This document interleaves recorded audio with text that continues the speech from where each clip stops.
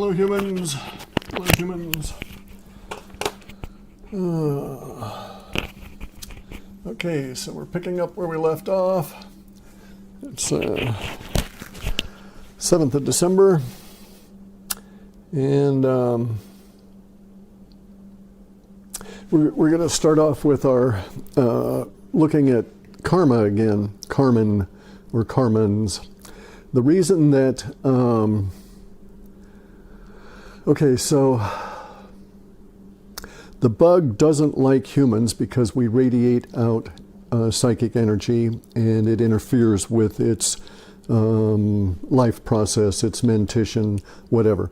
From that point on, it doesn't like lots of stuff about us. One of the reasons that we radiate out this energy is that we have unshielded brains and vagus nervous systems.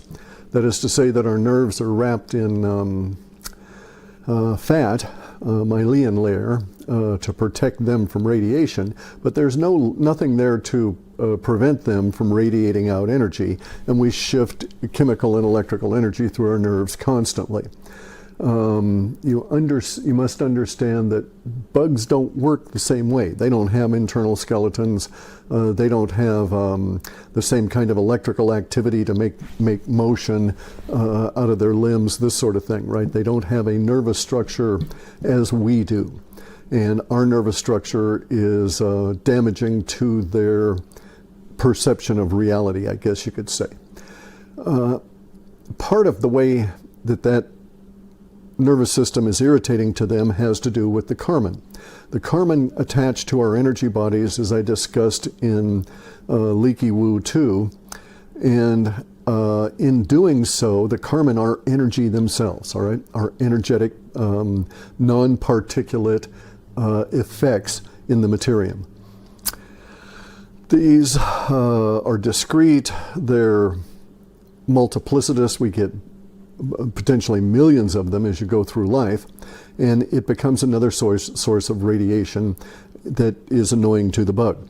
And I've discussed this with the hominid I met in hyperspace who was also at war with the bug. They'd actually cleaned the bug off of their planet, and I think he tried to communicate to me that their planet had other habitable planets in their solar system, and that they were battling the bug there. So the Karman attached to the energy bodies, and they're sort of like you've already got a bright light, and now you've attached a little tiny brighter light, a spotlight on that radiating out. And you attach millions of them, and so we radiate out as though we were like sparklers on a 4th of July kind of thing, right? Only we're just continuous. We just keep radiating out all of our lives. The annoyance that this causes the bug precipitates and drives its action relative to hominids, and it makes it not our friend. It's not an enemy per se, because it doesn't hate us or anything. It doesn't rise to that level. It considers us as annoying as we would consider a small pebble in a shoe. Every time you step down, you're going to be annoyed by it, so at some point you must address it, right? And so that's sort of what goes on there, only it's much magnified. When we get into discussing karma, there's another way we can look at it, because we're describing more than just, when I was describing the characteristics and so on, the layers of base karma you get when you're born, because you start accumulating even before you're born in your energy bodies. When we look at that, we can look at it another way. The shared karma you have because you share phenotypical and other characteristics, location, age, all different kinds of characteristics you share with other people. Therefore, you share a common attraction to karma at that level. Another way to look at that is also shared destiny. And so it's the same kind of thing. So you have a shared destiny with people in a particular location. If a meteor falls there, or if a bomb hits that location, you will have a risk of damage or injury that you would not have had you not been at that location. So you have a shared destiny with whoever is there, whatever is there. And this shared destiny concept can be looked at, and is looked at in the examination of karma, So it's like the other side of karma, right? So you look through karma, you're seeing your destiny in this life.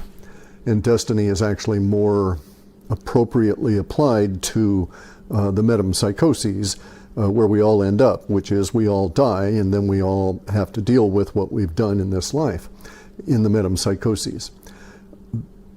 It is worth noting that the powers that be, the globalists, have been deluded by the bug to understand reality in such a way that they think they can avoid the metempsychoses and the long sleep and the heaven and hell. They think they can avoid this experience.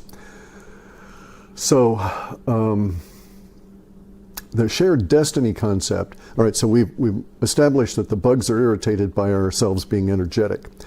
We also feel and are attracted to and interact with the energies that we conjure up, that we create, that we co-create with other humans and other life forms.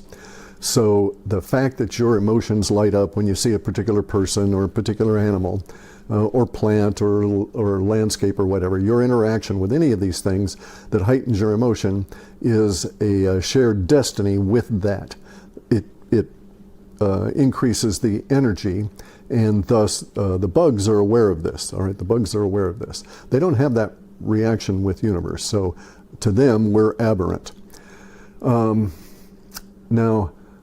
the bugs understand that humans, and most humans don't, but the bugs understand that humans having these energy bodies, that these energy bodies interpenetrate the way that flesh does not. Okay, there's no co-penetration. I can't shove my finger through my palm and then extract it without damage to both. The energy bodies, that's not true. So I can go to someone and get close enough that my energy body will commingle to some extent with their energy bodies,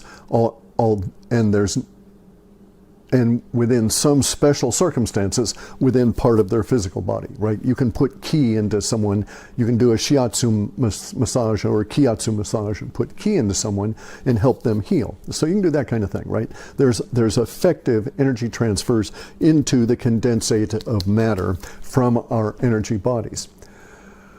Again, a whole nother understanding of how to work karma and those kind of things that affect you and your energy body.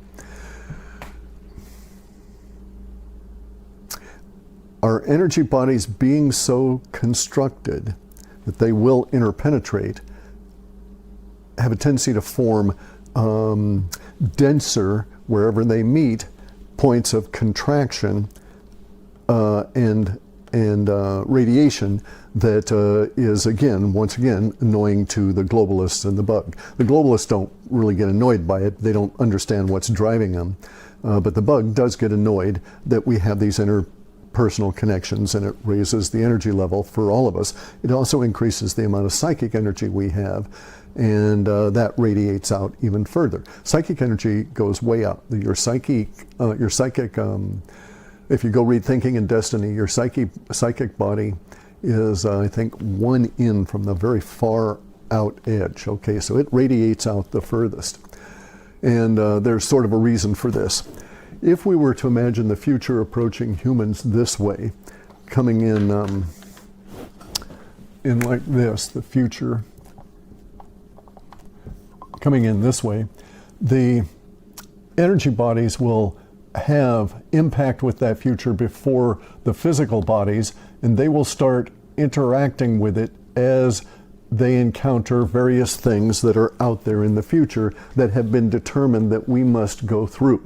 All right? And so the energy bodies pick it up. And so those people that are psychic, that are aware of how psychic they are, may be back here, but they might pick up impressions. And that's what I've been able to suss out with my web scraping and then an analysis of the underlying language. But the point here is that each and every one of these energy bodies will impact that pending future event, whatever it is, before your physical body does. So you do actually get some level of physical body warning, all right? So people that are fighters will know that sometimes your body will react before your mind knows, so your body will harden your abdomen before before you're even aware that a punch is coming.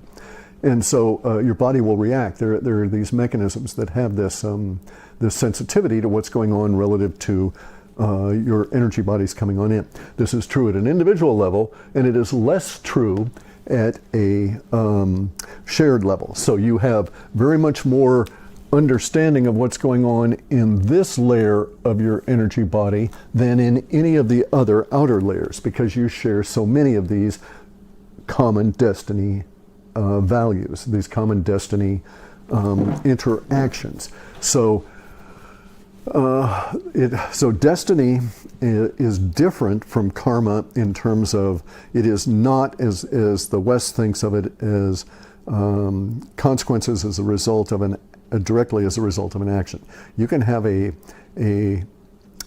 karmic destiny reaction built in from the moment you're born because of something that you did or did not do in the previous life. These are usually called cities. SDDHI or SDDI, I think. And the cities are karmic things that you've got to deal with when you come into this life. Those are attached to your soul that then forms is a template that forms your body, and from that condensate of the body, these energy bodies radiate out. So these energy bodies will have impressions built into them that you must deal with, that's being brought over from previous lives. You can pick up things, you can do things here, have things occur here that will create those conditions for your next life.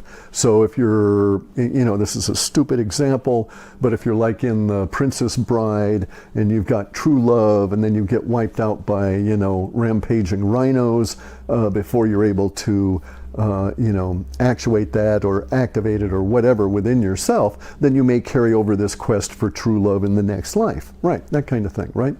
That would be a destiny level thing that was conscious within your mentition and would be carried over through your metempsychoses. So there are these static conditions that you do not actively create or participate in that will set up parts of common and personal destiny. And the static conditions are listed right here. They're body condition, body characteristics, location, surroundings, circumstances, your mentition, and your emotions. All of these are over time. So your body changes over time, your location changes over time, et cetera, right? Circumstances, the people you meet, the things you do, all of those things change over time. The static aspect of being in a particular circumstance and then going into another circumstance is not an active thing. The act of moving from one to the other is the behavior. That's the action that precipitates most of the karma. But just going into another location, you may have a karma attached to you as you arrive there that is a static that represents what's going to happen in that location, and you're going to participate being there. There's a karma that is formed by the common experience of everybody that goes to a music concert. You don't have that karma attached to your energy body before you go. The act of going does not bring it into you. The act of going brings in its own karmas. But when you arrive at that location where the music thing is there, you will start acquiring these static karmas for that particular location, event, time, et cetera, et cetera. Thus you see bazillions of these fuckers. You just get these things continuously. This is what annoys the bug. Now, you could, on the way to the music event, invoke and get karmas because of the behavior you exhibit. Driving badly, or you're drunk, you get in a DUI, and you fuck your life over, so you're going to get lots of karmas as a result of that, right? And then, in that circumstance, you would not get those static karma attachments because you never arrived. So it would be, your destiny would be determined by the behavior that you exhibit and the results of that behavior in the process of going there. And it's an entirely different karmic destiny than would have been attached had you gone to the event itself. So we see that all of these kind of karman things can be looked at a destiny level as well. And this is pertinent, especially in I'm going to do a bunch of these little short things, in future discussions of this, because you can, through behavior, join. You can do a conjunction of your karma with someone else. And so a very good example of that is that all of the governments of the planet now, but especially those in Australia, New Zealand, Canada, the United States, Great Britain, France, Holland, Norway, Sweden, etc. All of those governments, all of those people that are the head of those governments are now conjoined in a particular behavior patterns and will share the same destiny because of this conjunction that is they are acting in the same way as someone else. So if I'm a butthead in the United States and I go out and do butt-headed actions, I can expect to receive a consequence to that butt-headed action. That same kind of behavior is very, very, very likely to elicit the same kind of response for someone else that may look and act a lot like me in some other location doing that same behavior. So butthead here equals butthead there. Response to butthead here is a very similar response to butthead there that is modified by the statics that are associated with that location and so on. And so in describing behavior this way, the point to looking at it this way is to get in on the idea of a shared common destiny at all of these levels. And anytime you do any of these, which you're doing constantly, you increase the potential for shared destiny, right? Sort of makes sense? So this is the basic look at the other side, or looking through. It's described as looking through karma to see your destiny, right?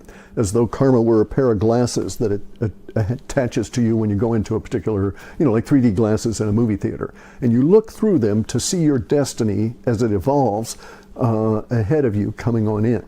And if you look at the karma that you're likely, and basically this is a way of saying, make good decisions, examine your actions within the totality of the circumstances as broad as your mind can see, in order that you might have a greater grasp of the consequences, the karmic destiny consequences of those behaviors now. This way of living offers a great level of promise and a great level of return for doing it. So there are going to be other ones of these on this same subject. Got lots of stuff we've got to do, so we'll just be popping them up as I can.